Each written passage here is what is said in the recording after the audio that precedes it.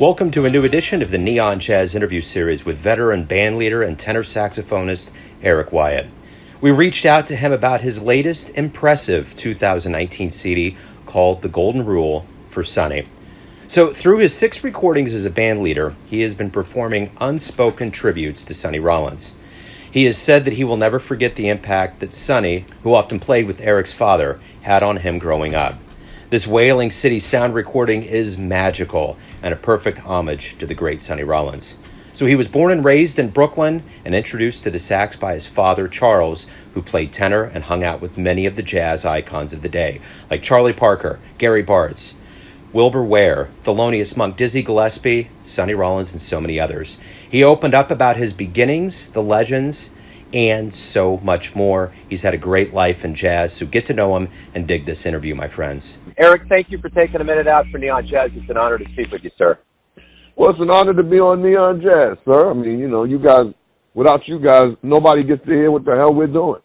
Yeah, and they need to, that's for and sure. And they need to, man, with the times we're in, Oh, man, without a doubt. Come on, So you had the pleasure of covering your mentor and probably likely one of your heroes, Mr. Sonny Rollins, on The Golden Rule. And I just want to know, how much fun was it to make this album? You know what, man?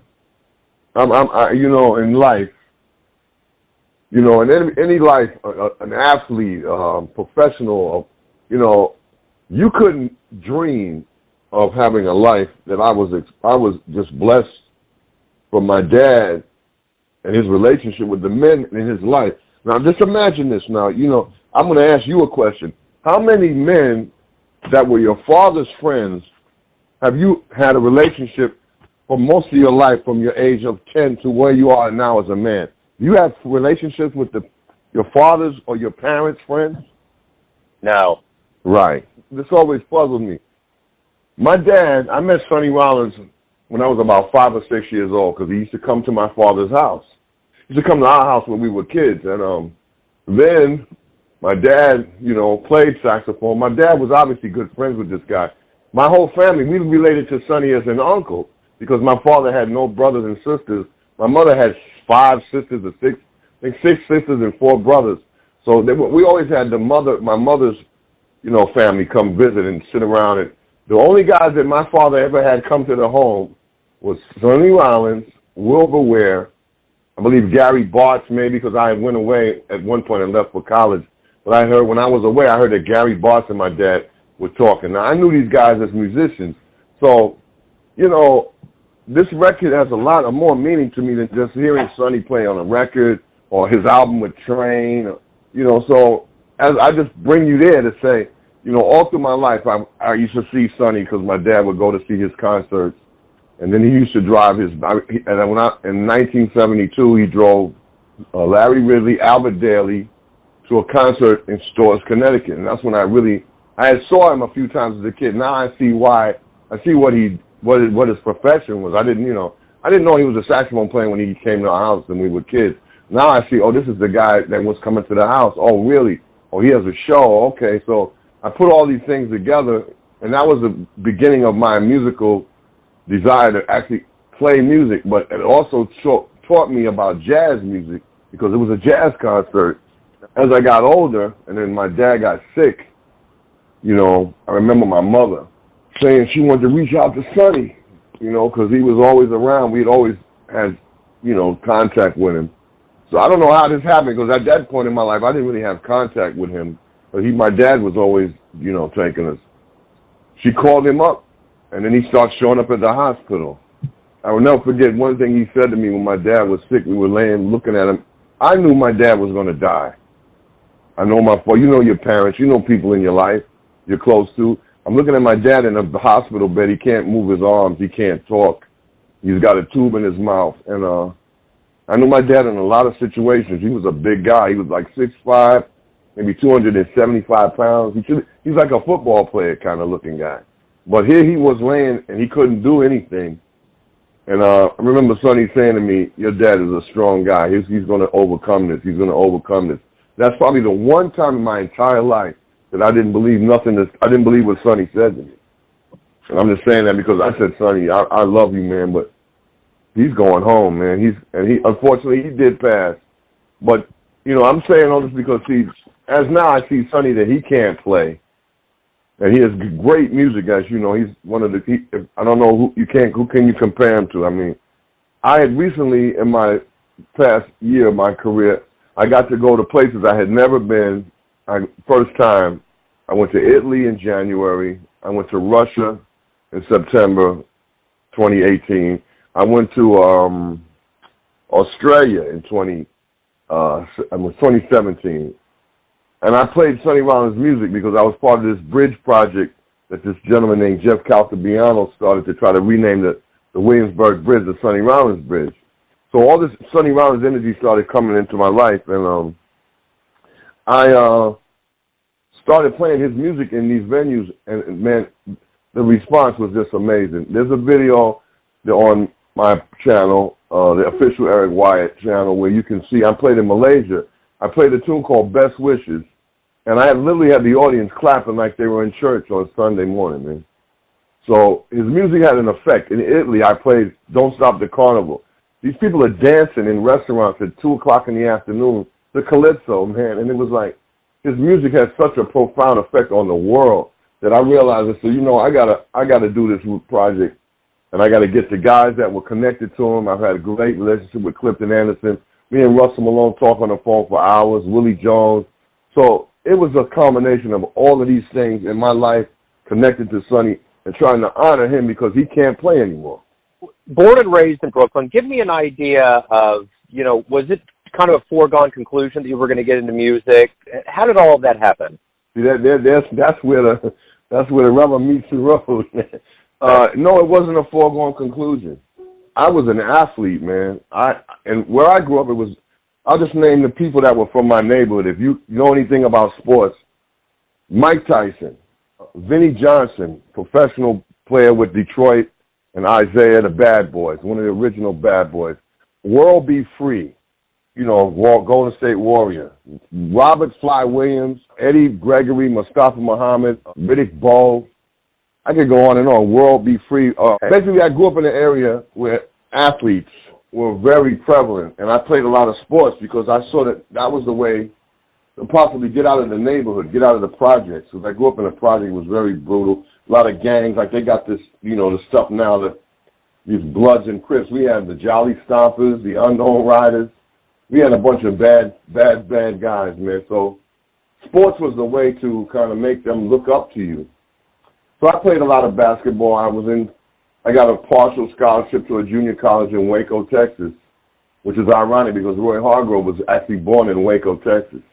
And this is in 78, 79, and I was pursuing sports. I gave up playing music. I had played music in high school. I majored in music. I was an advanced student. I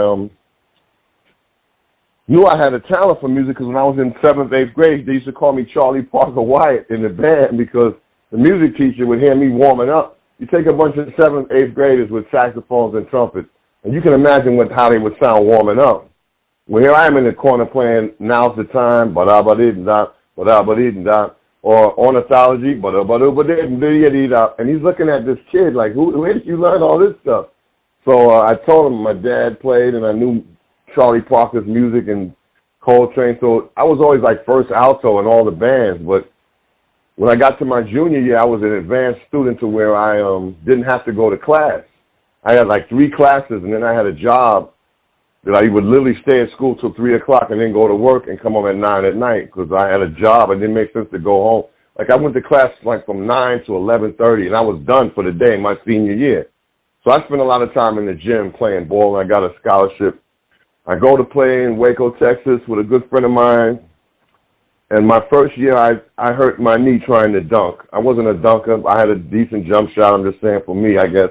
But I hurt my knee trying to dunk, and I knew right then and there, I'm not going to be an athlete. You're going to have to go back to New York and start playing saxophone. That's when it became a foregone conclusion because I realized I got talent for music, and I already learned it. I knew Sonny. I knew, you know, the names of the players. I had met Miles. My dad knew Miles. I met Miles when I was about 10 years old at a gig at the Bottom Line, and he spoke to me with that voice, you know, Miles Davis voice. So So when they spoke to me, I said, realized who these guys were. I said, man, I should just pursue music, and I'm glad I hurt my knee. That's all I can say. Was the stage always, is it always a comfortable place for you? Do you get nervous, or is it a second home for you? Yeah, now, you know, I never was a nervous kid, man, about being on stage. I think what helped me when I played back in the day, you know, when you grow up playing, like I said, I played in high school, young age, so I played in bands. There was a very good friend of mine named Glenn Chango Everett. I miss Chango so much because he was the one who introduced me to Arthur Raines, who changed my life between Sonny and my dad, and then Arthur Raines, if you know anything about Arthur. Changed my life completely, man. We used to play gigs. My friend Tony Paris, I was in a band with a guy named Barry Eastman, who's a world-renowned guy. He wrote music for Kenny G and produced albums with Najee. And we were all in bands. So I remember the time that I really saw that, you know, when I got to take the saxophone solo with the band, because I was always the youngest guy in the band. I always got a nice applause, or the girls looked at me, and, you know, like people that were around, they really checked you out. And I realized then I had a talent for this, so I didn't have a problem on stage. And now to the point I go around, I've been around the world. Thankfully, you know, I've been to several places, man, from Bratislava to Prague to China. I've been to China about 7 times. I speak a little Chinese. I've been to Lebanon, Greece, Japan. So stage now is more like a comfort. It's like you get up and you go to work in the morning. To me, it's like you get up, you practice, you prepare, you go work out a little and get ready for the stage like it's a job. And it's always been very comfortable for me, very comfortable. Do you feel like you carry a little bit of your father's spirit, that kind of endearing spirit of the old jazz world and the new jazz world together? No question. The horn I play is a horn that has my dad's name engraved on it. He got it from Sonny. I mean, you know, we grow up in this world and everything is changing so much, but think about certain expertise in life, like jazz, this music has a tradition. It starts, it has a beginning, it has a development, it has a fusion of all things, and I have no problem with the cats doing stuff today. Actually, my cousin is one of the top rappers on the scene. This is just new information because he's only 22 or 21. But his name is Designer. So I have a cousin that's a rapper that's well-known. Kanye West has signed it. His first record sold like 17 million copies. So I'm into all styles of music, but something about the jazz tradition and the respect and the reverence that I've learned about it through Sonny and all the great people I've met from all these countries in the world. In every country, there's a great saxophonist, a great vocalist, whether you're Italian, German, Greek. There's always some, you know, high-end guy who maybe didn't get a chance because the country is not a pro jazz. Like, you know, they have festivals. Most of these countries have festivals, but you know, this music is world music, man. I'm going to play in Lebanon and Singapore and places like that. So jazz is something about. It's just something, you know. I guess I'm a little old-fashioned in one sense, but I try to stay modern. But it's just something about it and what I learned, and I see the value in helping people and bringing something beautiful to people that don't always get a chance to hear this music on that level. You know, I was fortunate some years ago, probably 5 years ago, when Roadshow Volume 1 came out to interview Sonny, and the thing that blew me away about him, there was a lot of things that were transformative about that conversation.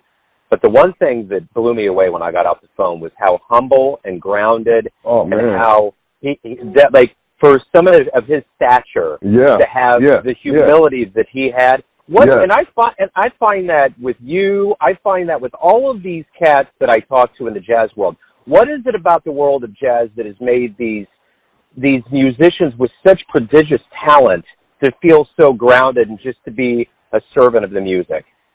Not to be religious, but God has a hand in it. But see, God in the sense of we are God-like. We are the messenger. For instance, the reason I named this city the Golden Rule, as I told you, I've known Sonny since I was a kid.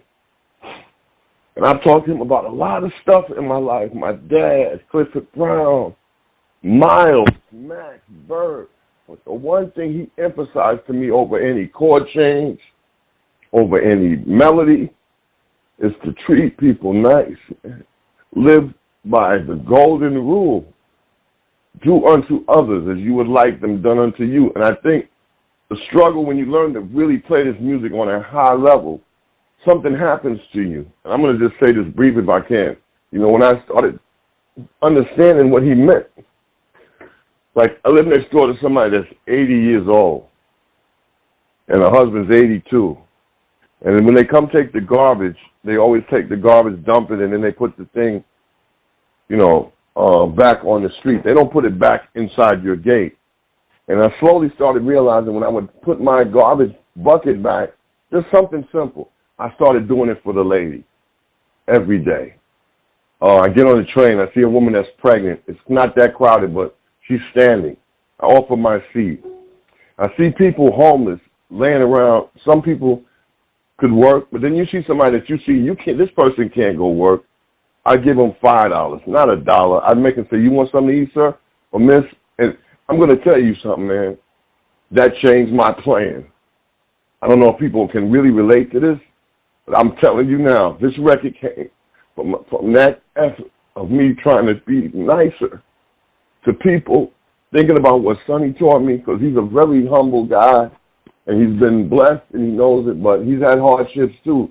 But he taught me that more than any scale or any song. Yeah, he told me to practice certain things, or he mentioned certain things to me, and he would talk in a way where I would have to understand what he meant. He wouldn't tell you to do something. He would say something, and you'd have to be intelligent enough to pick it up. And that's how he would operate with me. But it's something about you want people in the world to feel something better, I believe. The real, true cats that do this, you know, because we're living in a rough time, and people seem like, you know, music is always something that can always put a smile on your face. If you notice, you could hear a song, you could be having a bad day, and that's why I kind of recorded What the World Needs Now. I used to go see my sister Carol in California. She lives in the Bay Area. And out there, the weather's beautiful. Sun shines every day. The people are really, you know, Berkeley, those people out there kind of they like jazz, more so in a lot of ways than some other cities I could say, maybe, maybe not. But I would go out there and I would take my horn and I would practice as opposed to sitting in my sister's house and just playing and making, you know, practicing stuff in the house.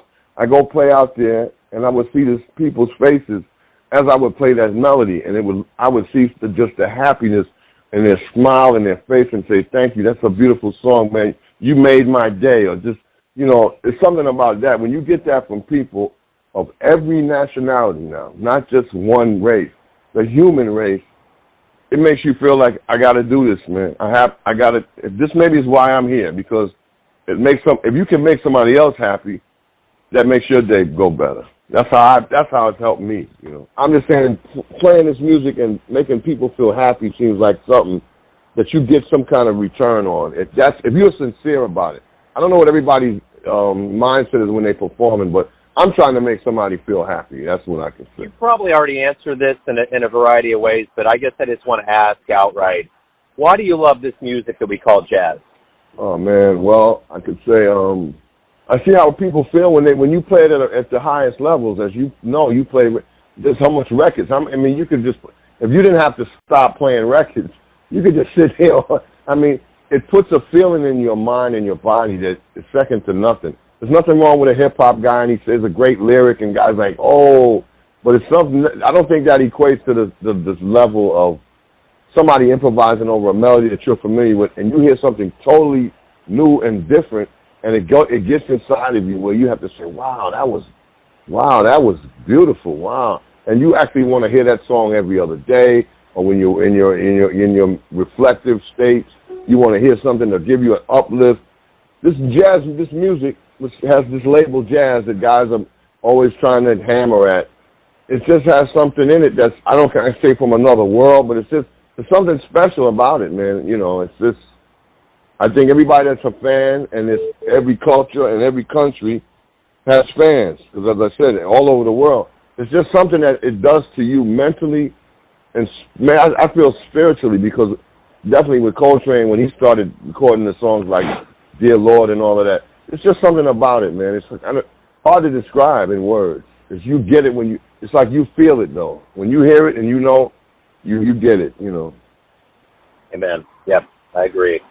So everything's going to come down to this. Everyone has a version or an interpretation of you. who they think you are. Your family, your friends, your colleagues, but you know yourself best. So tell me, who do you think you are? I'm a guy that came to realize how great my father was. He was roommates with Sonny Rollins. He practiced on the bridge with Sonny Rollins, was going through the most reflective part of his life. As great as Sonny is, he stopped. Think about this, man. He stopped and took himself off the scene. He was known as the king, the heavyweight, the colossus.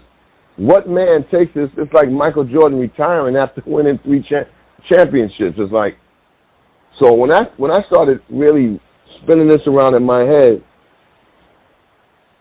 and realizing who I met when I met Wilber Ware, when I met Miles, when I met Dizzy, when I met Elvin Jones, and realized I want to be like these guys, man. I want my life to have something of importance. I've never been married. I don't have any children. I kind of sacrificed everything when I lost my dad and Arthur Raines. They died the same year. My dad died July 89. He died on the day my mother and father got married. He died on their anniversary, which is something my mother just was so, she felt confident that he passed on that day because he stayed alive longer than he was supposed to because we thought we were going to get him back, but then he died. Arthur Rams, who was a big mentor in my life, who actually changed my whole outlook, he died in December 89. So I met some great men, and they guided me and mentored me to understand you can choose to do this or you can choose to do that. And I felt like what people don't know is that I wanted to be just one of these guys, one of these messengers, if you could just make it like that. Because there's so many great people, there's so many, and they're not just all in America. So I just wanted to be one of these type of guys because that's what that was my indoctrination as a young man, as a teenager. And then after losing my dad, Sonny being so consistent, Sonny calling me up at random times. I remember he called me one day, it was 7 degrees in New York. And he called me, but I was in California walking around in shorts. And when he called me, he said, "Man, how you like this cold? How you dealing with this car?" I said, "Sonny, I hate to tell you, but I'm in California." And he said, "Oh, man, I'm a bit concerned about this. I feel bad for you, Sonny, because I'm out in the sun." But it's just, he stayed in touch. He calls my sister. That just made me want to become one of these guys. I could just say it in short, in a nutshell. One of those. I don't know if I'll be as great as Sonny Rollins or anybody. I'm not talking about that. Just one of those type of people that can make you feel good from what I do. When I get up in the morning, my goal is to try to get on the stage if I can and make some people feel good. Beautiful. And I have no doubt you're doing that. You've done it for a long time. Keep on doing it, man. Thank you for taking time out today. This was a very illuminating interview. I appreciate it. So thanks again, man. And I want to thank Wailing City Sound, Jenny Shea, my man Neil Weiss for, arranging this because I just got the email last night.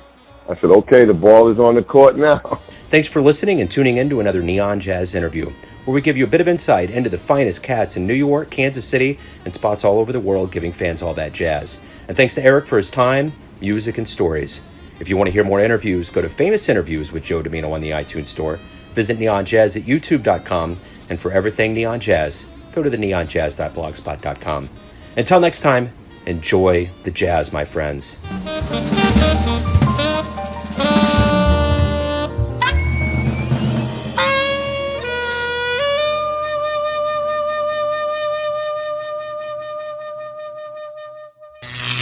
Neon Jazz.